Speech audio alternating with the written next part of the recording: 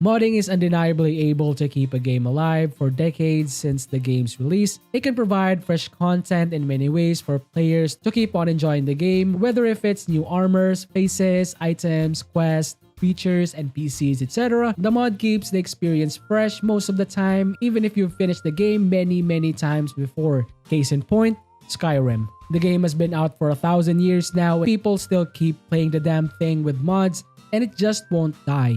Great games become even greater if the developers let us make our own fun. Hence, Larian Studios have made a great decision in supporting the modding community for Baldur's Gate 3. I've covered amazing mods from the game since ever, and a lot of you guys have asked me what are my favorite mods. So for today, I'm going to give you my favorite mods for Baldur's Gate 3. Enjoy!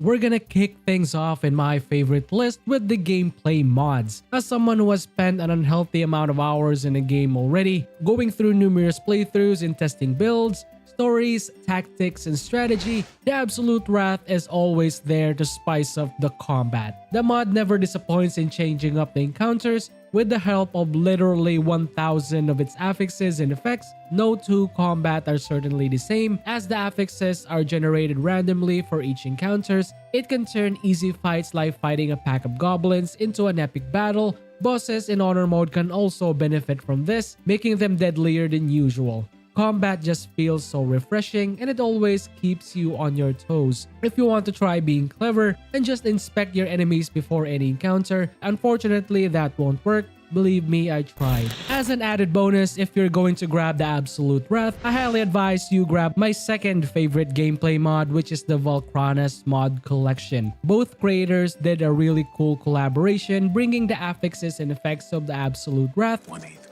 Afternoon, my octoroon. Come on, bring it in there. Tuck that. to power up the undead and skeletons of the Valkrana's creation. Creator Sailor Cat has made a lot of really cool necromancer and undead theme mods, from classes, spells, summons, etc. While most of them are really cool, I really like the Skeleton Crew, Undead Encounters, and Skeleton Challenge mods. With the 3 mods active in my load order, all of the combat has an element of surprise. Every encounter has a chance to spawn random skeletons as enemies or allies. The skeleton has around 70 skeleton types and randomly spawns from common to super rare, depending on your location. It's not only effective for your enemies though, with the 70 plus skeleton types that will randomly help you out in your battles. For even more challenge, the Undead Encounters will add the fleshed out bosses that can fight you across all acts.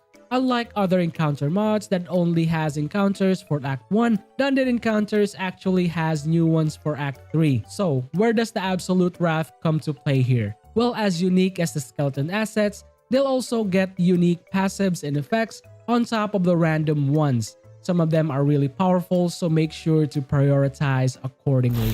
Now for some game-changing UI improvements comes a mod that's supposed to be part of the day 1 release package in my opinion. I mean, what the hell are Larian thinking not inviting the creator for this mod? Just the sheer convenience this single mod offers is just mind-blowing. If you guys haven't noticed already, the tooltips and icons around my tab has distinct colors and icons, making them much more clearer and visible. We've been suffering from those small and bland icons already. I myself have certainly made mistakes in not just noticing important gear or items just because the items are just boring. The improved world tooltip is the type of tooltip that we need for Baldur's Gate 3, but that's not the best feature in the mod. What?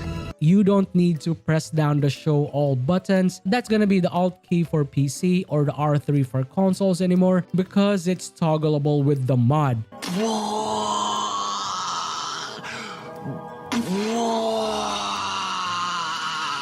Crazy, right? Damn, that's just a game changer. Seriously, Larian, just port this mod into the in-game manager already. I can't play the game without this mod anymore. It just feels different. For the face mod is my go-to face models from the Vemperen's other heads.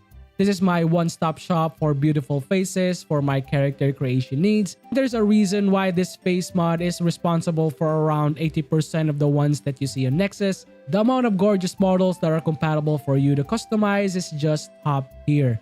Available for your regular elf, half-elf, tiefling, drow, and human, which is majority of the player base, so it makes sense that this mod is just really popular and everyone just loves looking at beautiful things, especially in a fantasy game. While talking about character creation, I just want to recommend a really good mod if you're a tiefling enjoyer. My favorite race is the tiefling, so it makes sense I always have this mod in my load order. The Some New Horns mod are one of the coolest ones out there. In a sea of crazy looking horns, I like this one the most. The reason is that it is just really cool and simple. I'm actually not into crazy looking ones like branches growing out of your head. I prefer the ones that actually look like horns. And the second reason is that it glows and it has a really cool color scheme, including the horns and horn tips, so horn customizers enjoy.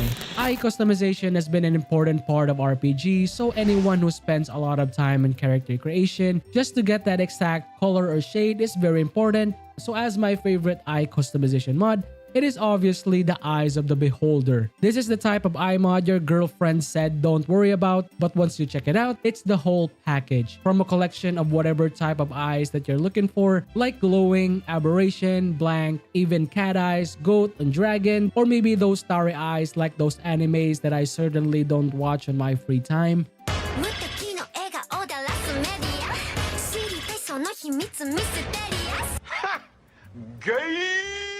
And it's the complete package. It's the eye mod that majority of our screenshot waifu engineers use, so that's a seal of approval, I guess. For the final customization mod is Tab's Hair Salon. If you guys have been watching the show for quite a while now, I always love auto-snapping hair models. Auto-snapping is when hair models return to its natural form when external forces are acting on it like air, movement, etc. It acts like what natural hair does basically. It requires more effort to make it happen, but once you do, the results are just amazing. Having auto-snapping hair is just better, especially if majority of your time in the dialogue is looking at your character. So for me, the Tab's Hair Salon is still king. With its amazing collection of detailed combinations for you to choose from, you'll definitely get your desired look for sure. Favorite armor mod is still the king of armor customization. Extra gear with over 90 custom-made armors to choose from, ranging from cloth, leather, mails, and plate, maybe alternatives of your base game armors with so much more. It all comes with its own passives and effects. This will add more variations and synergies to your build. On top of that, you definitely can't deny the armor just looks amazing. All custom armors are dyeable and purchasable for vendors for that immersion. Here are some examples.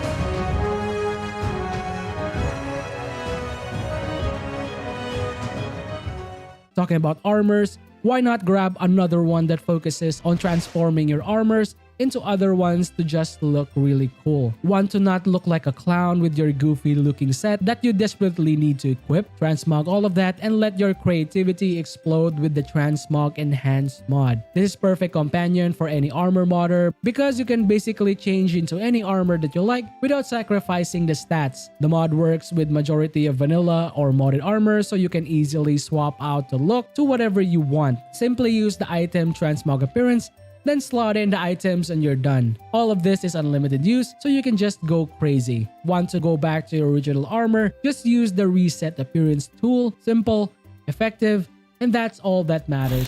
Ancient Weapon Collection is one of my favorite mods to spice up my regular gameplay sessions. I'm really happy that the mod finally made its way to the in-game manager because it is just that good. Normally I just grab the weapon mod only just because it's already enough for me, but now I realize that why not grab all of them. I'm talking about the ancient weapons, ancient jewelry, and ancient armors. For some randomized fun, why not introduce some RNG? This will keep your playthroughs fresh as you don't know what items that you'll get. It's either gonna be through item drops by mobs, chests, bosses, vendors, etc. Or my favorite spell mod will be Mystra spells. Before this mod, I'm actually a 5e spell mod purist. I don't know better spell mods that can compare in terms of spell volume and variations. Not until the Mystra spell mod came along. It's available for all managers. It's sort of a nice blend of 5e in Baldur's Gate 3. These spells are not only powerful, they also have some adjusted duration and introduce some balance while retaining the original spells, feel, and effects,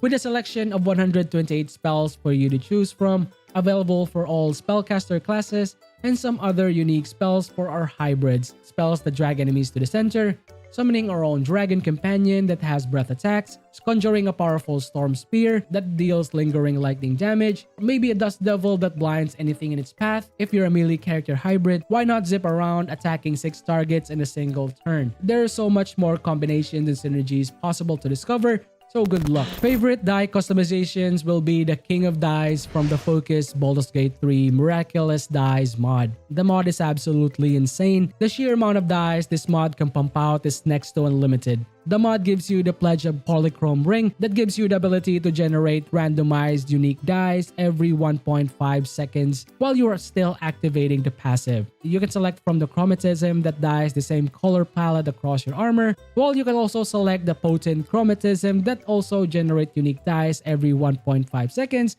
but a different color scheme variation is visible across your gear. Once you select the dye combination that you like, you can turn off the passive and use the Polychromancer satchel to create your custom dye potion for your allies. Ability to handcraft specific colors like the dyeing tools, have the ability to dye all your gear all at once or dye them all automatically. All the dyes are limited use. Once you even go further in the customization, the mod also provides you the tools to edit your saturation, clouding, shades, and other forms of coloring that you can do. It is just that deep. Second one is still from the makers of the insane Miraculous Dyes in Tools mod. We have the best one if you're like me who likes to swap companions regularly. Presenting the Lodestone as one of my favorite mods. I'm pretty sure you guys have experienced being annoyed of speaking to your companions whenever you want to invite or dismiss them, forcing yourself to individually talk to them just to skip through dialogue to do the thing. What if we can eliminate that and just summon them directly? No need to go to the camp and do the deed. With the use of the bag of lodestones, just pick the companions that you want to dismiss, want to replace or invite them again. Just double click the invite stone, then there you go. The lodestone is really useful, especially if you want to progress each companion's stories by removing the downtime of inviting your companions over and over again just to talk to your NPCs. Movement mods are only available for PC at the moment, so as a PC player, I couldn't miss out the opportunity to talk about two of my favorite ones. Native camera tweaks and WASD movement are just a must-have for PC. This will let you have absolute freedom to zoom in and out of your camera, adjust the pitch or angles to whatever you like. The vanilla version just can't compare, especially in Baldur's Gate 3 that you constantly need to move your camera to get information or even just move in general. Speaking of moving, the WASD support must now be mandatory in any ARPG. I mean, the click and move system may be alright back in the 2000s, where getting carpal tunnel syndrome is cool. These days, the convenience of WASD is such a game changer, so most games now pivot into providing those types of support. Let's join the WASD movement crowd. Finally, it won't be a favorite mod video without the Caites Mods collection available for all managers. The amazing creation from Caites has saved the game by improving the wall of UI from the vanilla version and turning it into a compact and sleek design so we can enjoy the beauty of the game. From the must-haves, the better hotbar 2 that improves hotbar, turning those large icons into something more manageable, clear or better maps, giving more interactive and detailed maps, better sidebar for buff and debuff management, as well as character icons, better combat logs for damage values and stats, etc. Caites also introduced some tweaks to your damage previews where it calculates damages from all sources, concentration break warnings for spells, Just the amount of quality of life improvements that they've worked on for the community, it really deserves the recognition.